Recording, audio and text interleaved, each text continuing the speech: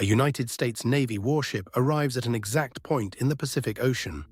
The coordinates are marked on the nautical chart: 4 degrees north, 154 degrees west. There, according to the official maps, there should be land, an island with a name of its own, Sarah Ann. But when they arrive, the officers find only water. Miles of open sea in every direction. The island isn't there, and the question that will haunt sailors, cartographers, and astronomers for nearly a century is this: what happened to an island that appeared on the maps, that had a legal owner and a name, and that one day simply was gone? And the most unsettling part is that the harder they looked, the less any of it made sense. Let's take this step by step, because this case is stranger than it seems. Let's start with what is actually documented. The island was supposedly discovered in 1858 by Captain William W. Taylor and reported to the United States State Department on February 12, 1859, along with 41 other islands and atolls he claimed under the Guano Islands Act. And what was the Guano Islands Act? Here comes the detail that explains almost everything. Sarah Ann was a speck of land in the Pacific claimed by the United States under the Guano Act of 1856, a law that allowed anyone to seize islands covered in bird droppings, a valuable source of fertilizer at the time. It sounds absurd today, but in the 19th century, guano was gold, pure fertilizer, and any rock covered in bird droppings could be worth a fortune. So Taylor claimed his island. Taylor then handed over his interest in Sarah Ann and the other islands to the U.S. Guano Company of New York, which registered them with the Treasury Department in February 1860.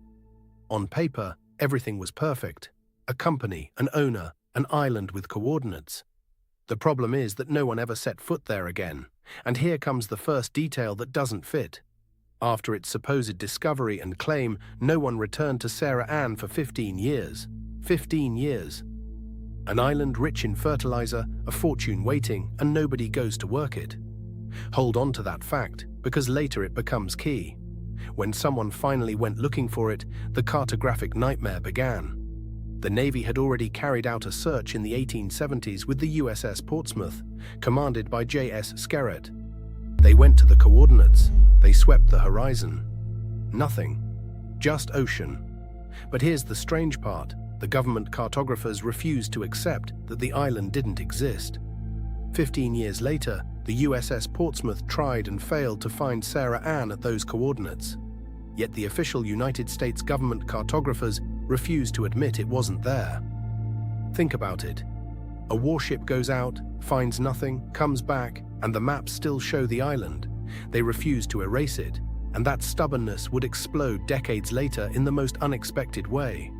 Because for years, Sarah Ann stayed there in limbo, on the maps, but not in the sea. The island appears on maps published in 1861 and also in 1910, but it appears on no map after 1932. What happened in 1932? Here the case takes a turn no one saw coming. And it has to do with the sky, not the sea. The astronomers were preparing something big. The total solar eclipse of June 8, 1937 was going to be a historic event, giving scientists a significant window of 7 minutes to observe the phenomenon. 7 minutes, for the astronomy of the era, a golden eternity. But there was a massive problem. In a twist of fate, it was calculated that the eclipse would not be visible from anywhere telescopes could be set up. In the middle of the immense Pacific, the moon's shadow fell almost entirely over water. The scientists combed through every nautical chart, looking for a single point of dry land in the path. And guess what turned up?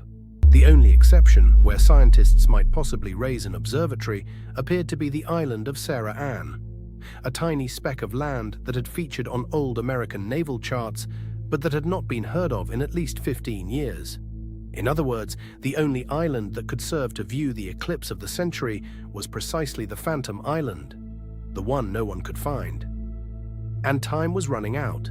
The scientists raised the alarm in 1932. Could Sarah Ann be found in time for the 1937 eclipse? The press picked it up. Multiple news reports of the era spread word of the island's apparent disappearance and the scientists' concern. Imagine the headlines. An American island has vanished, and with it the only chance to see the eclipse. The search was launched with every resource available. A 1932 search by German astronomers came up empty. In 1937, the United States Pacific Fleet tried to locate the island, intending to set up an observatory there to view the solar eclipse of June 8, 1937. But it also failed. The sailors even held a morbid hope. If the island had simply sunk a few meters beneath the waves, there might still be a chance to build a platform to observe the eclipse. In other words, they were willing to mount an observatory on a submerged island, just to find the exact spot. They found nothing. No new evidence of Sarah Ann was found, and the eclipse observations were finally made from Canton Island, roughly halfway between Hawaii and Fiji. And this is where the mystery finally begins to unravel. Because while they searched for the island, someone went back to the original papers. And what they found was almost disappointing. And at the same time fascinating. Remember the fact I told you to hold on to? No one ever worked that fabulously rich island. Well, a 1933 review of the Guano Islands Act found no evidence that Sarah Ann was ever mined for its guano. What's more, the report noted that no island could be found at the reported coordinates. And the report was devastating for the captain who had discovered it. It concluded, in essence, that Captain Taylor had drawn on his imagination and on old, inaccurate charts for many of the islands. In other words, Sarah Ann may never have existed as an independent island at all. But the most solid answer is even more elegant. Sarah Ann and Malden Island were, without doubt, one and the same, but the imprecise methods for measuring coordinates often meant duplicate sightings were recorded on the maps. There's the key. Malden is a real island, one that exists. What happened was an error of chilling simplicity. The repositioning of the island into the northern hemisphere, perhaps the result of a simple misreading of the latitude, set off a chain of searches for this phantom that would stretch across the following century. A single sign changed. 4 degrees south turned into 4 degrees north. The conclusion was that someone had noted the coordinates slightly wrong. It should have been latitude 4 south, which matched the coordinates of Malden Island, another landmass near Christmas Island. And so Sarah Ann became the only island that disappeared because of a clerical error.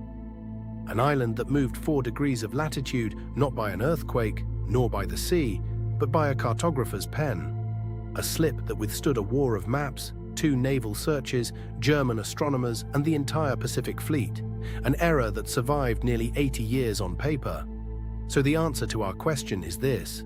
Sarah Ann did not sink. It was not swallowed by the sea. It probably never existed at that point.